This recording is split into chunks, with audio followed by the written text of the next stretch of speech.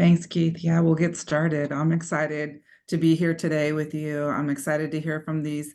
We're going to hear from three families from different locations throughout the world. And if we're going to, there's no slides except for the last presentation. So we're just going to be sharing with our panel. And we'll start with Christine McKean. Christine, can you, oh, there we are. Let me see if I could, let me change this view here. Speaker view. Hi. Hi. Good morning. I guess it's good evening for you. Yes, well, late afternoon. Afternoon. Well, thank you for joining us and thank you for participating. You've been behind the scenes working in the support group for quite a while, and you're very active, and I really do appreciate all the time and energy you put into welcoming new families. When we're first diagnosed, we all know that feeling of being alone for so long, and then finally finding a community that understands our journey. So I would love to hear from you about your journey, whatever you would like to share about Morgan, perhaps what a day in the life is like, what your diagnosis journey was like, maybe some of your hopes and fears, your dreams, whatever you would like to share. No problem. I've kind of written a wee bit down just about Morgan and stuff like that, and just what she's kind of been through the years. So Morgan was born 2 weeks early on the 16th of May 2003, so she'll be 21 in 3 weeks' time. There was a normal delivery, and there was no specific reason to see at the time that there was absolutely anything wrong with her. She was of a normal weight, a normal height, but it wasn't until Morgan didn't start reaching her initial milestones in the coming weeks and months after that that it became apparent that there was an issue. Morgan could not lift her head for too long, although she tried very hard. She had very low muscle tone. She had difficulty taking the bottle, she was gaining weight, but very, very slow. There was no real great concern until she was about 6 months old, when the health visitor then started to kind of maybe question that there obviously maybe was something wrong. She slept really well right up until she was 6 months old, and thereafter and up until right now, she's a terrible sleeper. In fact, she barely sleeps. We were referred to the paediatric doctor clinic at York Hill Hospital in Glasgow for genetic testing, but that was 19 years ago. Nothing showed up, and there was nothing on her MRI test or ECG that she got at the time. Nothing showed up. So the conclusion at the time we were given, obviously, that she had global development delay, and it was possibly going to be attributed to Angelman syndrome or cerebral palsy. An opportunity presented itself to us in 2019 to retest the genetics again. And in November of 2022, Morgan was diagnosed with GRIN1. So Morgan's general health to date, she, touch wood, that she doesn't suffer from any seizures. Morgan keeps in very good health, often not even catching general colds or sickness bugs like the rest of the household. Fingers crossed that can continue. And aside from actually having an accident at school when she was about 8 or 9 years old, Morgan has never been in hospital at all. So let's see what else I've got here. Morgan attended a mainstream additional support needs nursery, primary school and high school, and now she attends a day centre in Glasgow where she has fun every day with people of her own age. During schooling and at the day centre, she sees speech and language, physiotherapy, OT. Morgan can sit unaided, she can stand with assistance, and she can walk with assistance. She can't walk independently on her own. She uses a wheelchair. She does have a walking frame in the day centre now as well, which we've actually just had put in. So she likes kind of scooting about a wee bit in that as well. What else have we got here? Morgan loves spending time with people. She loves cuddles.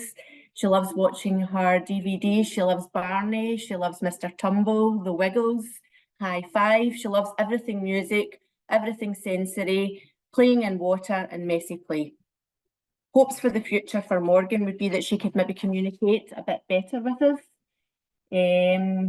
She, you know, it's like if she's in pain, she can't really tell us what it is that's wrong with her. So it would be good if we would be able to know and she could communicate better with us and let us know when she maybe is in pain. But other than that, Morgan's generally a very happy young lady, and she just enjoys spending time with people. It seems like there's so many similarities in our kiddos, and Morgan is also pretty advanced. You said that she's able to walk somewhat unassisted. No. She can walk, but only with assistance, but only holding one hand. And we're pretty sure that if she actually would let go, she probably could walk on her own, but she's just not got the confidence to do it. She panics if you let her go. She'll just stand still. But we feel as if maybe it'll come. Has she been in a lot of different therapies throughout her life, physiotherapies? Yeah, so physiotherapy and OT are both still involved with her just now. They're the physiotherapists are the one that they've got her in a new walking frame. She had walking frames when she was younger, but they were kind of, maybe our house was maybe too small to have them in the house, but we've got them in the day centre now, so she's kind of zooming about the day centre in a walking frame. It gives her a bit of independence. That's great. And in her communications, has she been in speech? Is she using a device, or does she use eye gaze technology? Yep, so she had speech and language therapy, and we've tried Makaton sign with her. It really stressed her out when you were speaking to her and signing at the same time, so we kind of stopped doing that. We use a Big Mac button for some communication as well. She loves to use that.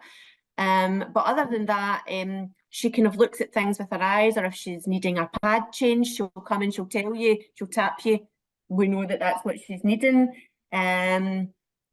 But she doesn't have really, she says, you know, words here and there, but maybe, you know, it's not actually within the context of what we're actually doing at the time. You know, maybe she'll say bye-bye, not all of the time, or she'll say hello, but not all of the time.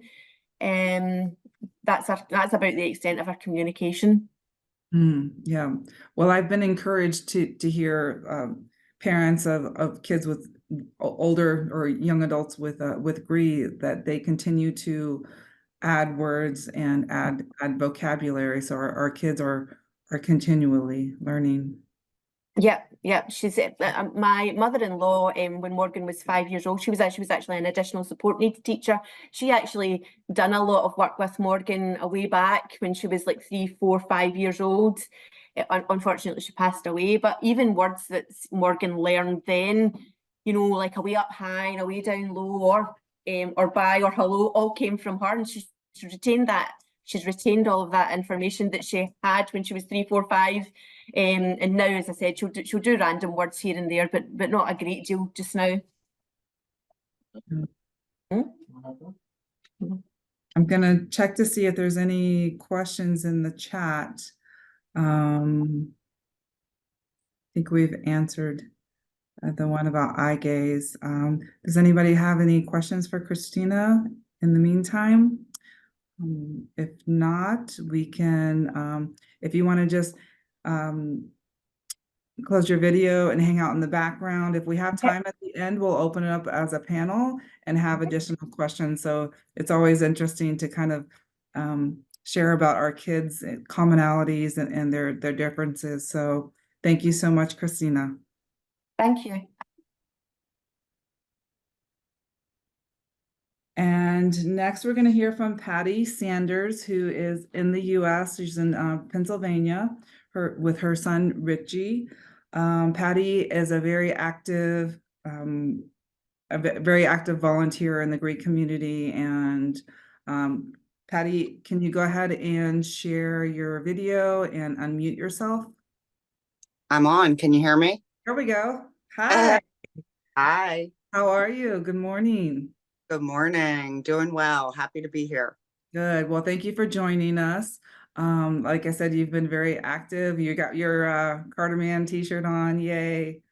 Um, so would love to hear from you, whatever you want to share about Richie, maybe your journey, what a day in the life is like, what your challenges, your biggest hopes and dreams, and maybe some unexpected happy surprises. So take it away.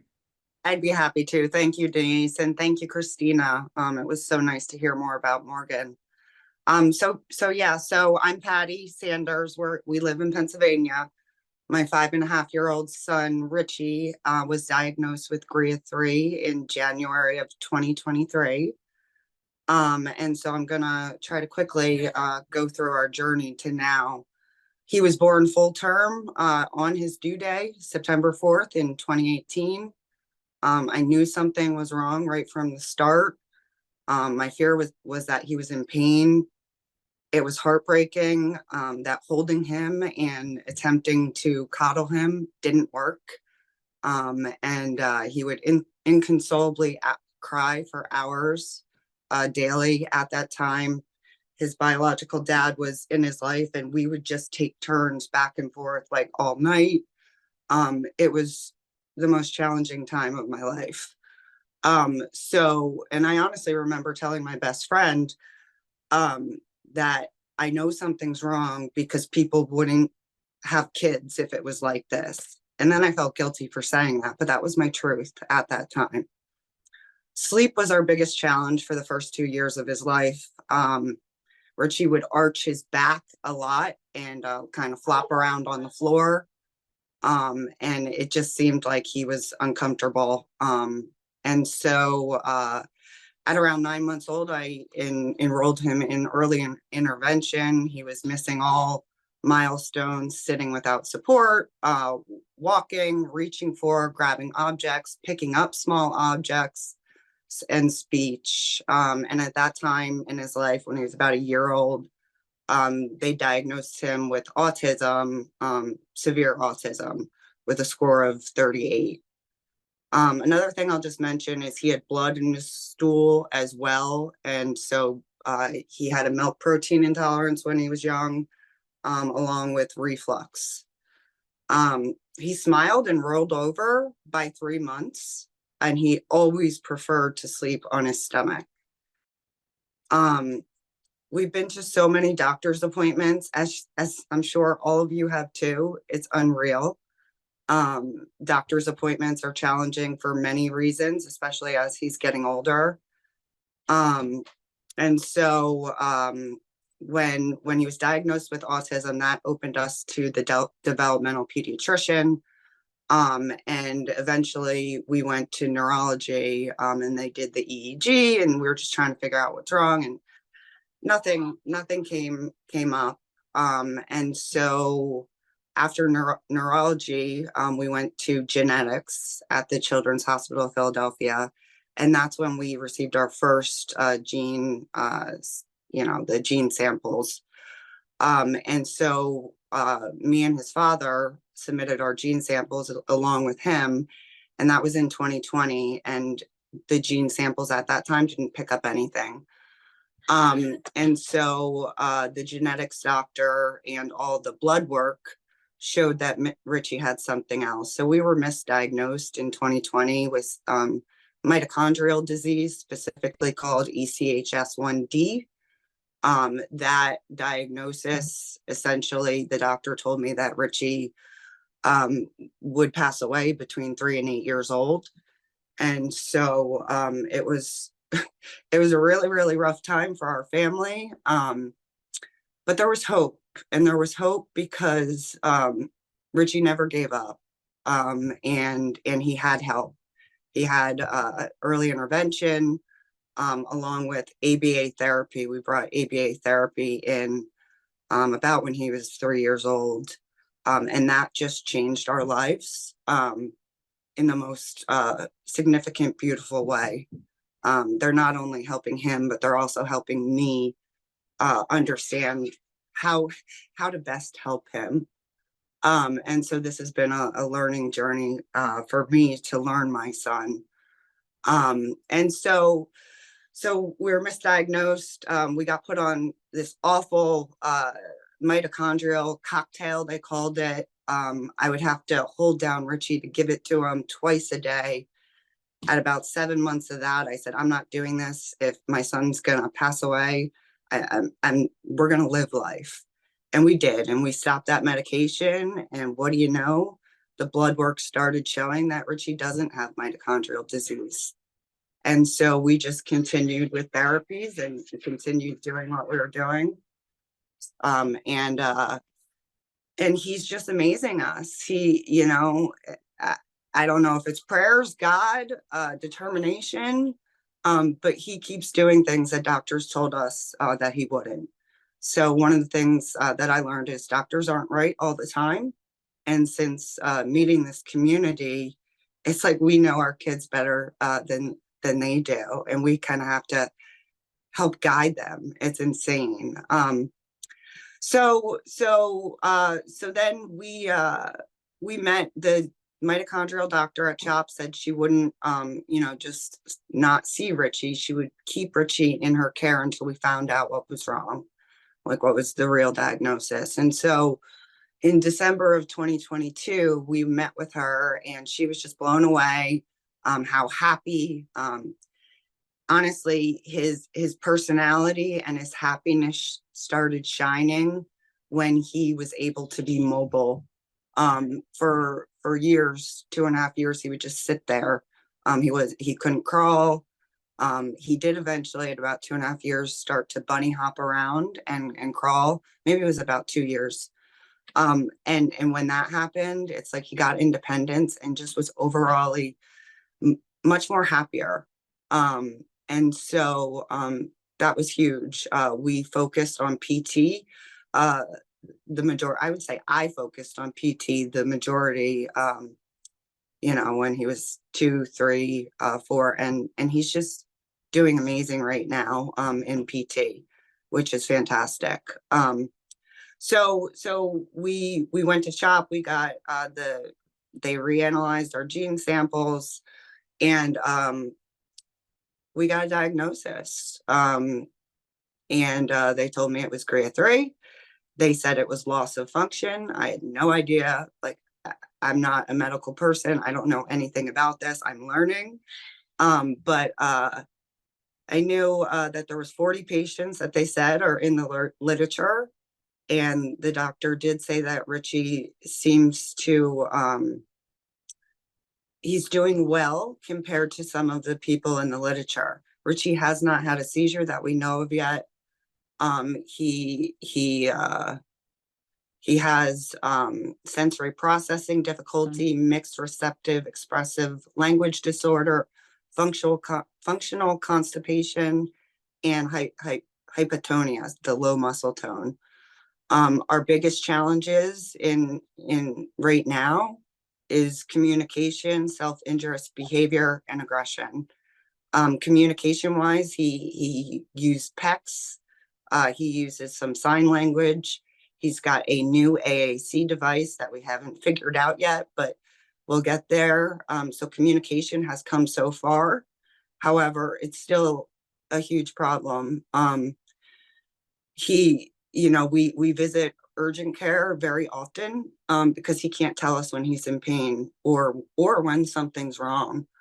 So ear infections kind of just figure out because his behaviors flare up. So yeah, they know us at urgent care very well. The self-injurious behaviors and aggression, it's awful. And right, we're not in the seizure category yet, but that's just the worst. It's what I hate most about GRIA3.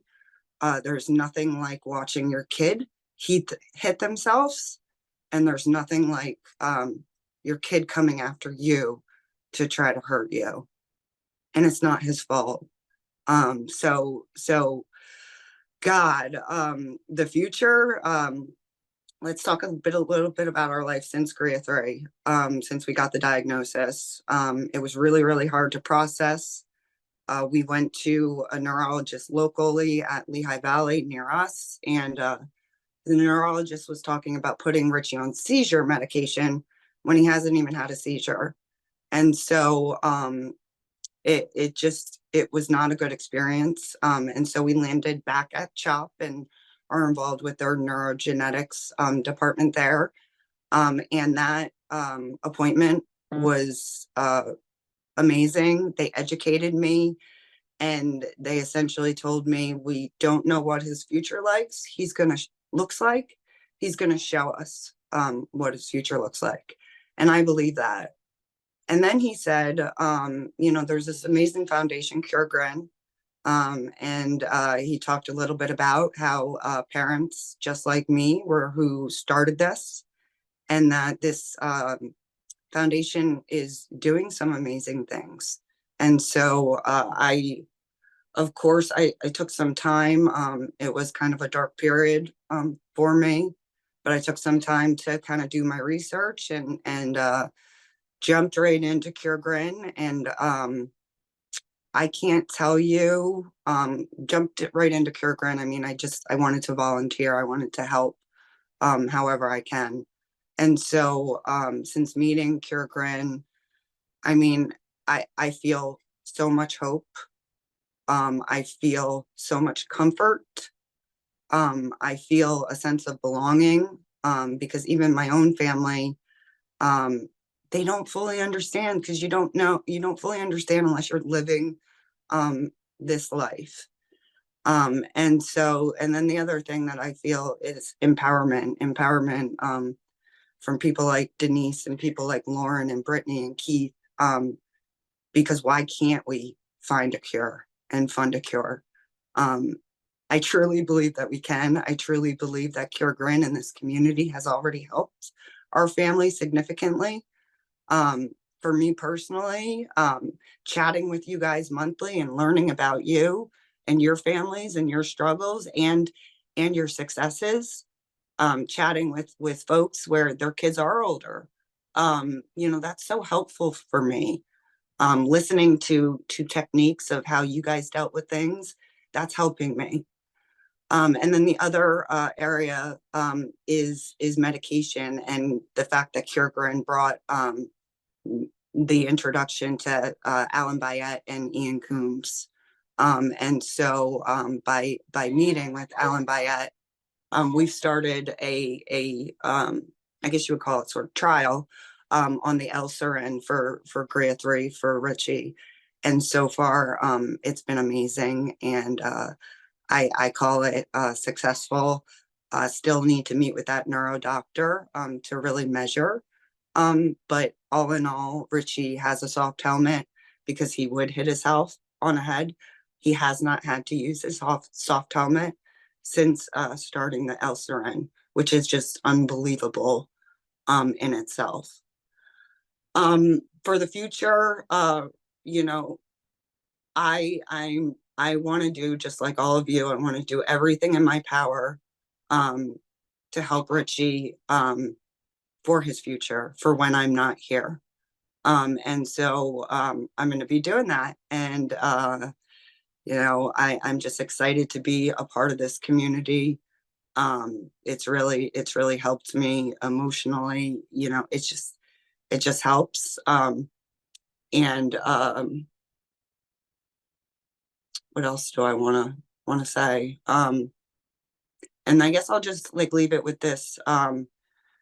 I feel blessed for the GRIA3 diagnosis because of what the doctors told me it was going to be in 2020. I also feel blessed that, we have our challenges, but I know there's others there that have more challenges or different challenges. And so, I just, not only fighting for my son, but we're fighting for all of you and for all of the angels that have lost too. So Denise, thank you for allowing me to share our story. If you have any questions, let me know. Wow, Patty, I can relate to just about every word that you've said in your journey, and I think so many of us can as well. There was one question about physical therapy. How often does Richie go to physical therapy? And you had mentioned a point where Richie started to become more independent and be able to move independently? Do you think that was because of the work that he was doing in PT, or do you think it's a combination of it was just his time, or can you share more about that? You know, we didn't think he was going to walk. We worked so hard, and had to get creative of things. He's really, into food. He loves food. So, you know, holding pieces of food up high so he could reach for them. Like that's how we started. And he used a walker. He's been in PT since he was 9 months old. And they've done amazing things with him. I think yeah, we just had to get like tactical. Like he liked this ride on little car, like the ones that are battery powered, and we would try to get him to sit on that, and just going from a seating position to try to stand to get your leg over to the other side of the car. Like I think I think it helped. I don't know. It's a it's a damn miracle. And so again, I was so focused on PT, doing it. It's like he's still very, you know, behind on everything else, but that's okay. Um, and yeah, sorry, Denise. I don't know if that answered it. Yeah, well, I'm also curious about the misdiagnosis initially. Did and eventually you got the right diagnosis based on them. Again, what testing did you do initially, and was it eventually whole exome sequencing that revealed the diagnosis? Correct. But we did do that exome sequencing in 2020, and they didn't find it then. They found it in 2022 Okay. when they reanalyzed it. Wow. Yeah. And the blood tests, and I guess all like the symptoms is what she said. She's like, you have a 99% diagnosis of the mitochondrial disease. And so whatever was showing, and I'm sorry that I don't know the details, but whatever was showing poorly on his blood samples started improving, and it started showing that, you know, his levels were okay. And I had stopped the medication at that And point. I was just going to say that was after the Yeah. the cocktail. So yeah, I thought it was God. I thought it was all the prayers helping us. But realistically, they just misdiagnosed him somehow. So Wow. And communication is such, like you shared, was such the biggest challenge and heartbreak for us, because like you shared, when our kids are nonverbal and they can't express how severe their symptoms is this, you know, is it there an earache? Is it a tummy ache? Is it a tummy ache, or is it appendicitis? Like there's no scale for them to be able to communicate how severe their symptoms are. So we do end up in ER and urgent care a lot, just trying to figure out, is this something minor, or is this life-threatening? I know, I know. And going in public, like sometimes Richie can be great, but sometimes in doctor's office, I mean, the stare, I don't really pay attention anymore, but the stares from other people, because I can't handle my kid, sometimes when I'm alone doing it, it's just hard. Yeah. And I should also mention, Richie's biological dad, has not been in our life since he was about 2 years old, right after that diagnosis. And so I'm fortunate, so blessed that I have a partner, Rob, who's been in our lives for about 3 years, who is so great with Richie, because it was challenging, just by myself. So if there's any other parents out there that are doing this by yourself, I feel you. You're rock stars, and just lean on this community for support. Yeah, yeah. And now does Richie communicate with words vocally, or like how is his communication?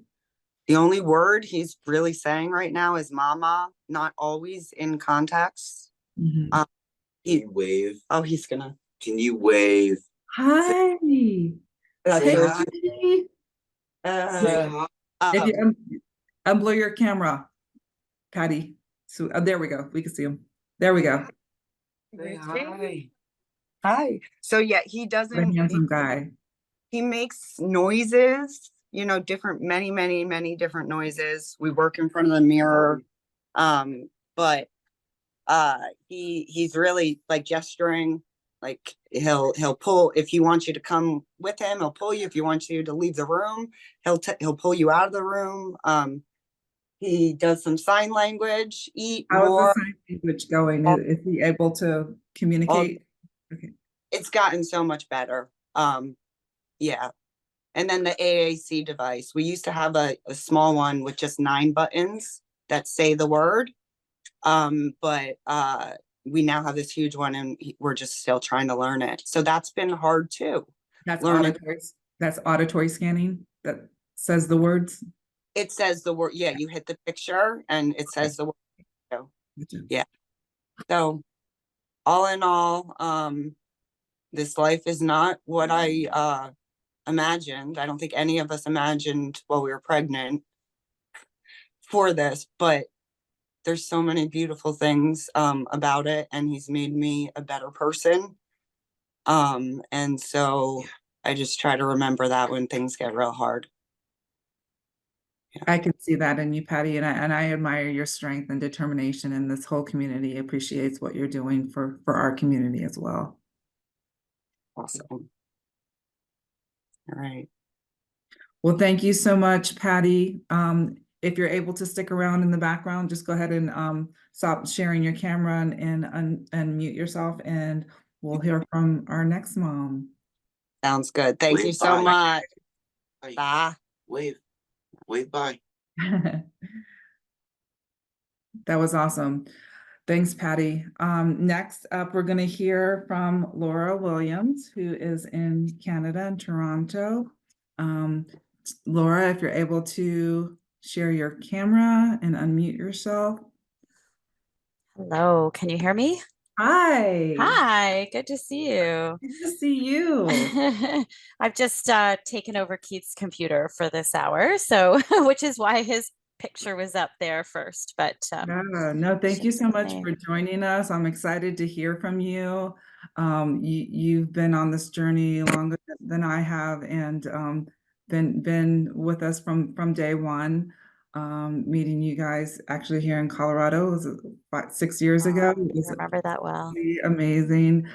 Bryson is a bit of a celebrity in his own way. And so I know you've done a lot of research on what the future looks like, and just really excited to hear from you, whatever you want to share. I know you have some slides there that we're going to start sharing. So I will stop my camera, but I will be here in the background and I'll be watching for any questions. I'm sure there's going to be lots of questions, so take it away with that. Thank you. Thank you so much for the opportunity to talk with you all today. Keith has certainly shared a lot about Bryson. So, it didn't necessarily feel that going through his entire journey at this stage was needed. Of course, I'll share some key highlights. And when Denise reached out about a topic, something that has kind of been on our minds for quite a while now, and Bryson's almost 18. We're just transitioning from pediatric to adult care, as well as kind of adult support. So I'm in Canada and specifically in Toronto, Ontario, and there are specific supports and resources. Of course, lots of paperwork to fill out and new things to navigate that we hadn't had to navigate before. And for the past few years, as Bryson's gotten older and also bigger, so he's probably 5'8" now, and we know he's over 130 pounds. The topic of how to make sure he's safe for the future is what definitely is the key thing that keeps me up at night. Like Christina mentioned, Bryson is also quite healthy, thank goodness. I know many of our families have to go to hospital a lot.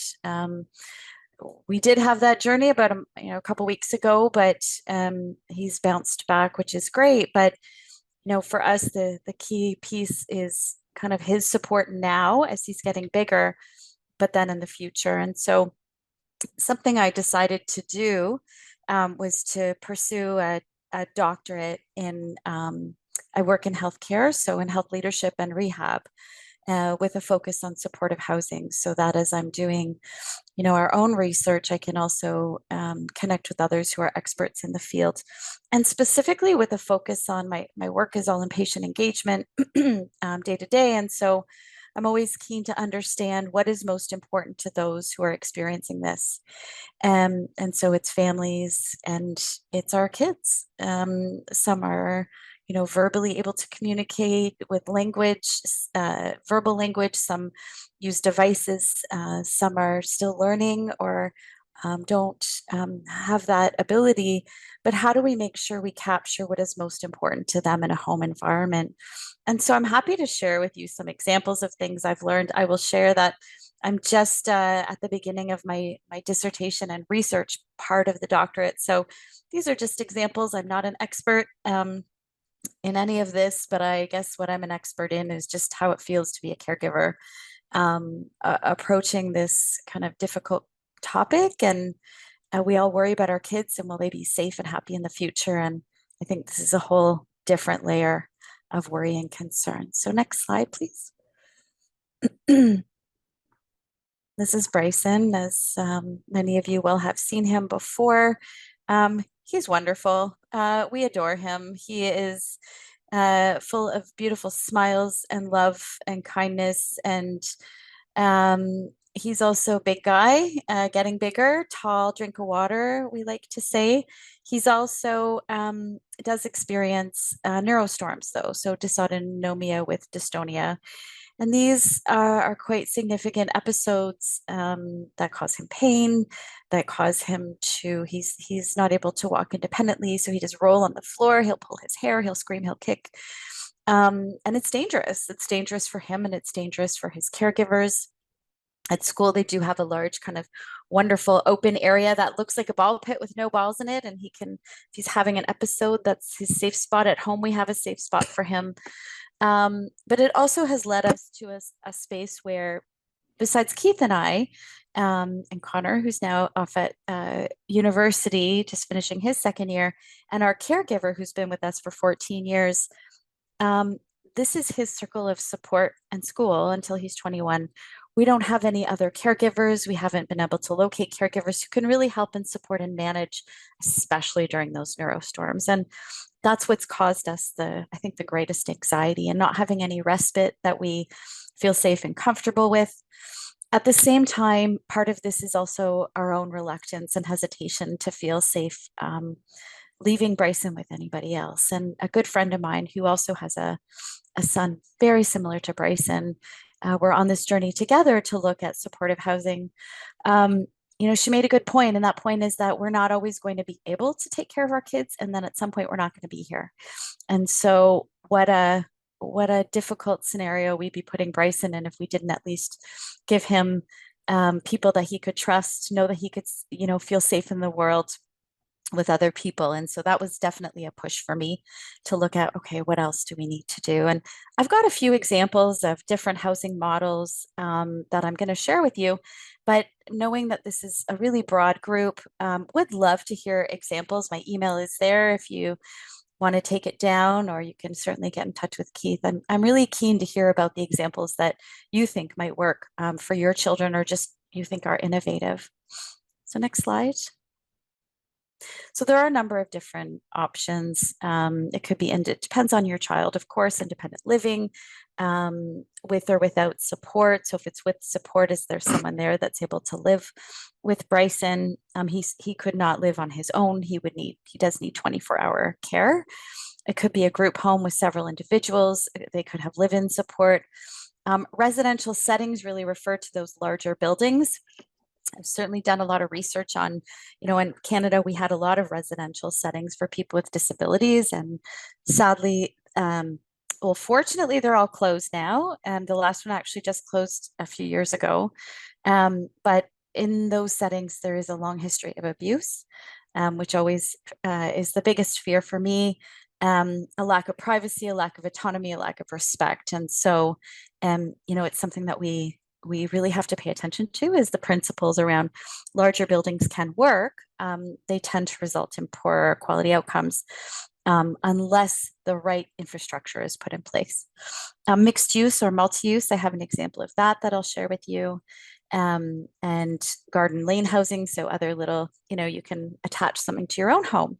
And then there's lots of other examples. Next slide. So the current context, as I mentioned before, I'm looking at Ontario.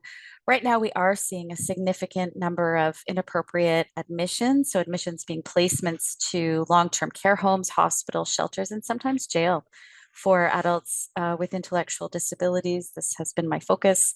Long-term care being kind of the most significant. So individuals under the age of 65. And we know that these settings are really unsuitable for people with intellectual disability. They lead to poor health outcomes, social isolation, a lack of privacy, lack of personal choice. And we know that age-appropriate daily activities, as we see with our kids, they're so important to safety, to quality of life. Without them, they can result in behavioral issues. And just in my early research with the literature, but also in doing interviews with parents, some key attributes have come out. And one of them, of course, is that key principle around choice. So do you have a choice? Right now in Ontario, you don't. So if you're offered a placement through the government, that's really what you're offered, and you don't have much of a choice, and you can't go in and explore and see and pick your top three. But also navigation support, because you don't have choice. It's also difficult to get navigation to what's out there and what might be the possibilities. And so that being a kind of a key factor. And then of course looking at things like the staffing model. Who's providing care, and are we valuing those roles enough? Are we paying PSWs, personal support workers, enough? Are we recruiting them, training them, recognizing their efforts, and also supporting them to understand how to work with our kids? And that really connects with access to person-directed programs and services. So our kids, leading the way and leading the context of what they would like to do, not a preset or predetermined set of activities that work for 8 out of 10 kids, for example, or young people or adults in those settings. And then facility amenities. So what's the daily programming that's being offered? We don't want them to, I don't want Bryson just to be sitting, in his room all day watching TV. Although I will say we have many days at home where we sit together and watch TV, but that whole moniker of graduating to the couch from high school, that's something that worries me significantly. So what does home and personal choice look like? Okay, next slide. So here's an example. I think I have about 3. This is Community Living Toronto, and they're actually redeveloping a site called the Lawson Center to be a multi-purpose. So they've partnered with a large real estate conglomerate here in Canada called Tridel, and they are building, I think it's 5 towers, so around 2,000 units. 20% of those units are being dedicated to individuals with intellectual disabilities who are supported through Community Living Toronto or others. So there's going to be 2,200 residential units, and 280 will be rental for there. They are offering, I find this very interesting. So there's an opportunity for people with intellectual disabilities, and they'll be set up kind of in different ways in the building. So shared units or separate, but also families can purchase in the building as well. So you could still have your own living environment, have your loved ones supported, but be close enough that you can see them regularly. And so they're really developing with this idea of a community of belonging. So it's mixed use, mixed community. There will be businesses in the building. There would be like local retail shops. My hope is with something like that, that they would also then integrate people with disabilities as staff and employees of those businesses. Everyone has a spot, everyone has a place and contributes to this world. And then public park space around there. So a real community. And to me, this really speaks to integration as long as it continues to follow those real principles of inclusion and integration. Next slide. So the next example is something called the Cafe Housing Project. This development was a heritage house. It was needing a lot of work, and they developed a partnership. So the Toronto Regional Conservation Authority, another group called Raising the Roof, the Region of Peel, Home Depot, volunteers and community contributions actually look to renovate, revitalize, make this space accessible. And essentially, it's a home sharing model. So 3 women who choose to live together are supported in this house. One, though, is tasked with providing overnight support. So one of the 3 is able to provide care, support, safety for the whole home. And then the individuals, the other 2 would go home on a Sunday, giving the 3rd individual the day off. So it's an interesting model where it's a home environment, people are choosing to live together, but also this partnership of really a lot of different groups coming together to make this happen. And so I share this example because I think there's a lot of community groups out there who would be wanting to help. We just have to identify the spaces and put out the ask to see if it's appropriate.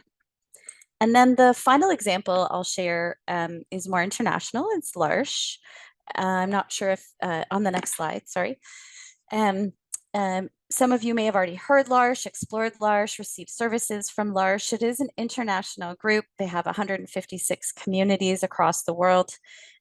This really started actually as a community partnership where artists and adults with intellectual disabilities would be living together. And so the artists would be living there providing support, companionship, care, all the while working together with the individuals with intellectual disabilities. And really the shared learning, the shared lifestyle, the shared community was significant, leading to really a higher quality of life for everybody involved. And now, you know, L'Arche has really expanded. Their models are not all the same. Some are, you know, paid staff, some are still volunteer staff, depending where you are in the world. But again, that volunteering comes with, you know, really sharing a life together, which speaks to my heart, of course, that it is about living as a family and learning and growing. And I know Bryson has taught me so much that I'm really grateful for. And so this example here in Toronto is a new home called River House. It's going to be 4,400 square feet. And they're going to welcome, they are 5 core members and 3 assistants, so 3 direct support workers. It will be fully accessible, barrier-free, and an inclusive lifestyle. And again, their mandate is to integrate within the community, have activities, employment, and then they will also have some recreation and community facilities on site. And then I did want to share, though, in the next slide is this example of advocacy as well. And so I know we're all involved in advocacy in different ways. There are groups, an example locally here is this kind of group of not-for-profits who get together and they share examples, they advocate to the government. They're a great group or type of group to go to learn about what's happening in the system, to look for partnerships, to look for ways you can be involved, or to even just look for what's out there in this sector for your child or for your loved one. And so again, it's called intentionalcommunities.ca. It's a great website. You'll see some of these examples on there, but a great place to go to even just look at what's happening. But I'm sure that in each of your communities, there are groups like this that bring together a range of different not-for-profits who are advocating, because it does involve funding, it involves resources, and it involves ideas and new ideas, because what we're finding in Canada, the system isn't there to support it. The waiting list right now is about 13,000 in Ontario for a placement to what's available, and I'm going to tell you what's available isn't fantastic right now. And then the next slide is just a little bit more because we may or may not want to go with, you know, getting together with other families. You may want to just adapt your home, and that's great. You may want to go together with a couple families and build your own community. The Canada Mortgage and Housing Corporation has a fantastic resource, and I'm happy to share the link on accessible housing by design. So it looks at the principles of universal design, essentially where everyone is supported. I'm not sure about you, but with Bryson being 18 now, my parents being older, we're that sandwich generation. And so actually accessibility is a really important part of our lives all around. And so, you know, you make it accessible for one, it's actually accessible for everybody. So, you know, and varying levels of accessibility based on what your life is about. Is it visitable? So that just means there's a washroom on the main floor, there's an accessible entryway. Can your home be adaptable? Do you build from the ground up? How do you think about things like planning for emergencies? What would you do if there was a fire in your home, for example? How do you keep yourself safe? What does lighting look like? All of those safety features, and I'm not going to go into too much detail because it all is all laid out so nicely in this document, and happy to share that. And then finally, the kind of last example I wanted to share, because so much of on the next slide we're talking about is you know, a bit of the bricks and mortar, a bit of the inclusion, the social support. And I mentioned at the beginning this idea of, you know, how will Bryson be okay when we're not able to help him or support him physically, but then what about when we're not here? And it's such a hard topic. I know even if your kids are small, it's probably like, oh gosh, I can't even think about that. And that's okay. You know, you don't need to think about that right now, but starting to think about, you know, as your kids get older, who are those individuals that can be in their lives? And there's one model called microboards, where essentially it's very formal. So it's a formal group of family, friends, individuals in your child's or loved one's life that work together to create a nonprofit, actually, focused on the future of your loved ones. So administering individualized or direct funding, they can help and oversee and manage assets. They can, you know, liaise with trusts and trustees about, we have something called the RDSP, Registered Disability Support Program, or the Ontario Disability Support Program, proper tax filing. This can help take the onus off the one individual. And I'm thinking of people like my other son, Connor, who, you know, it's a lot for a sibling to have to take this type of decision-making and financial decision-making on for the future. And so how can he be supported with a group of people all working together towards Bryson's best interests? So a bunch of examples.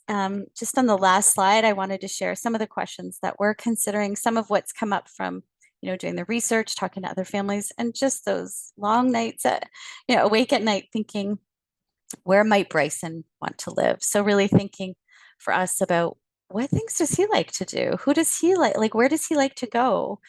He really likes going to school. So what is it about school in that environment that he enjoys?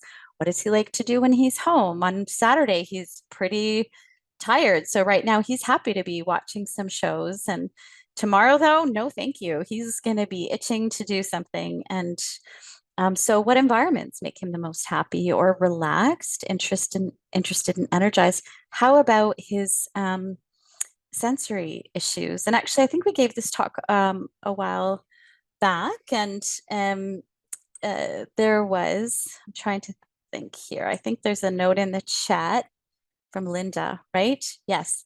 Linda, I remember your husband talking about, he focuses on supportive housing and talking about the building and the environment and even just sensory stuff. So if your child is loud, Bryson's loud. So, you know, if he's going to live next to someone who is bothered by sound or sensory, then what do we need in terms of extra insulation? And even the location, I remember Steve talking about this, the location, south facing, north facing, light coming in, brightness, all of those things actually can impact your decision making. And so, you know, having those conversations? And how would Bryson be included in his community?